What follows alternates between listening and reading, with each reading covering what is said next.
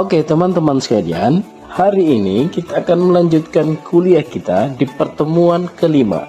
Tema kita hari ini adalah tentang sumber belajar. Bagaimana memahami pentingnya sumber belajar dalam proses pendidikan interaktif. Selanjutnya, adik-adik sekalian, kita akan melangkah kepada klasifikasi sumber belajar. Apa saja klasifikasi dari sumber belajar? Yang pertama adalah sumber belajar cetak. Sumber belajar cetak meliputi buku teks, bisa meliputi jurnal, bisa majalah, ataupun materi cetak lainnya yang dapat diakses secara fisik. Kemudian yang kedua, sumber belajar digital. Sumber belajar digital mencakup media online, modul interaktif, video pembelajaran, dan aplikasi pendidikan yang dapat diakses melalui perangkat elektronik. Kemudian yang ketiga, adik-adik sekalian, sumber belajar manusia. Sumber belajar manusia melibatkan interaksi langsung antara guru, teman sebaya, dan ahli di bidang tertentu untuk mendapatkan pengetahuan yang lebih mendalam. Terakhir, klasifikasi dari sumber belajar ada namanya sumber belajar lingkungan.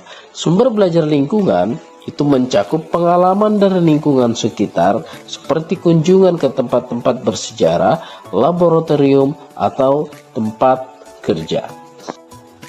Oke teman-teman, setelah kita memahami klasifikasi sumber belajar, sekarang kita melangkah ke materi selanjutnya, yaitu komponen sumber belajar yang efektif. Yang manakah yang dikatakan komponen sumber belajar yang efektif? Yang pertama tentunya harus relevan.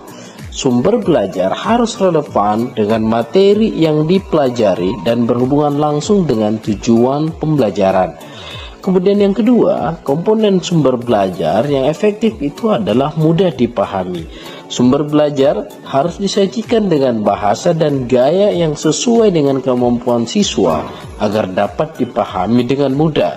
Kemudian yang ketiga, harus interaktif. Sumber belajar yang bersifat interaktif dapat membuat siswa lebih aktif terlibat dalam proses pembelajaran, meningkatkan pemahaman dan daya pikir kritis mereka. Terakhir adalah menarik. Sumber belajar yang menarik secara visual atau naratif akan memikat minat siswa dan membuat mereka lebih antusias dalam mempelajari materi. Selanjutnya, dalam memilih sumber belajar ada kriteria yang mesti kita perhatikan. Apa saja itu teman-teman? Yang pertama, sumber belajar harus akurat. Sumber belajar harus menyajikan informasi yang akurat, terbarukan, dan berbasis fakta. Kemudian yang kedua, setelah akurat, sumber belajar itu harus kredibel. Sumber belajar harus berasal dari sumber yang dapat dipercaya, seperti penerbit terkemuka atau ahli di bidangnya. Kemudian yang terakhir, apa kriterianya? Iya, benar, mudah diakses. Sumber belajar harus mudah diakses oleh siswa, baik secara fisik maupun melalui platform digital.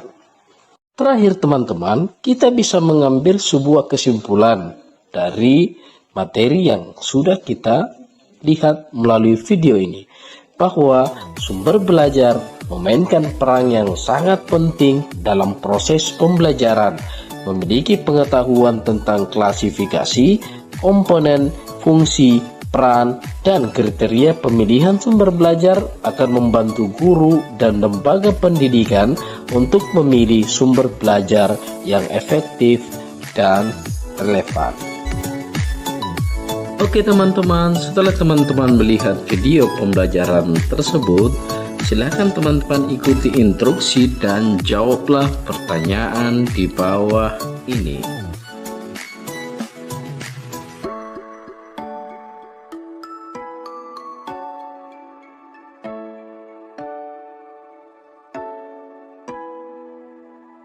Demikianlah video pembelajaran kita pada hari ini.